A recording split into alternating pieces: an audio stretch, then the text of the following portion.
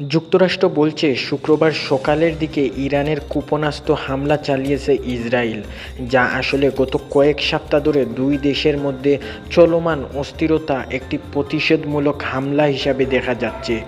ইস্তেফার অঞ্চলে এই হামলা ব্যাপক ও ক্ষয়ক্ষতি নিয়ে পাল্টাপাল্টি মন্তব্য দেখা যাচ্ছে, যেখানে ইরানের রাষ্ট্রীয় গণমাধ্যম এর গুরুত্ব খুবই সামান্য বলে প্রচার করেছে।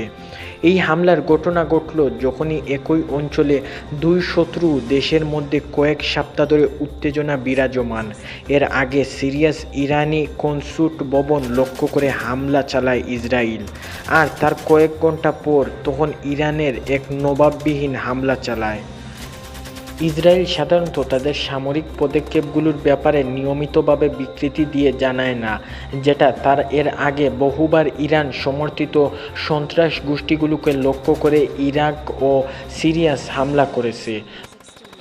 তবে ইসরায়েলি ক্ষেপণাস্ত্র যে ইরাককে আঘাত করেছে সেই বিষয়টি যুক্তরাষ্ট্রের কর্মকর্তাদের বরাত দিয়ে নিশ্চিত করা হয়, এবং যুক্তরাষ্ট্রের সূত্র বলছে এই হামলার ক্ষেপণাস্ত্র ছিল। অন্যদিকে ইরান বলছে কিছু কিছু ছোট্ট ড্রোন দিয়ে হামলা করা হয় দেশ জুড়ে, এবং প্রবেশাধিকার কড়াভাবে নিয়ন্ত্রণ করে ইরানের সরকার। পর্যন্ত কী ধরনের মিসাইল ব্যবহার করেছে তা নিয়ে নানান মতবাদ দেখা যাচ্ছে।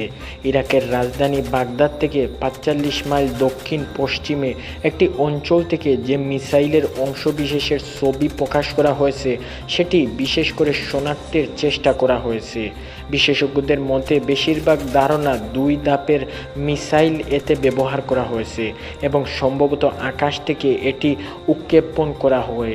অনেকেই এর ধ্বংসবিশেষ শনাক্ত করেছেন ইসরায়েলি তৈরি ব্লুপের এবং মিসাইল হিসাবে।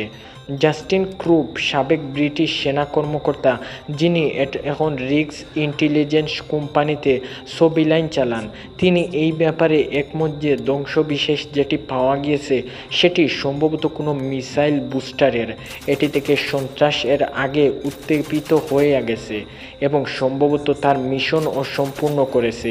এটি হলো সেটার মোটর এবং মাটিতে পড়েছে।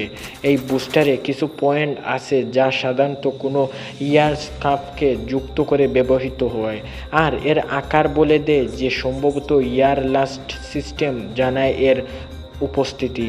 যদিও আমরা এখন সক্রিয়ভাবে যাচাই করতে পারিনি যে ঠিক কী ধরনের মিসাইল ছিল, তবে জানা যায় যে ইসরায়েল এ ধরনের অস্ত্র তৈরি করেছে। মিক্লেম্প আরও যোগ করেছে, ইসরায়েল এর আগে এ ধরনের অস্ত্র সিরিয়ায় ব্যবহার করেছে। তা অবশ্যই তোমাদের সবাইকে সামর্থ্য আছে এবং সতর্ক করার জন্য।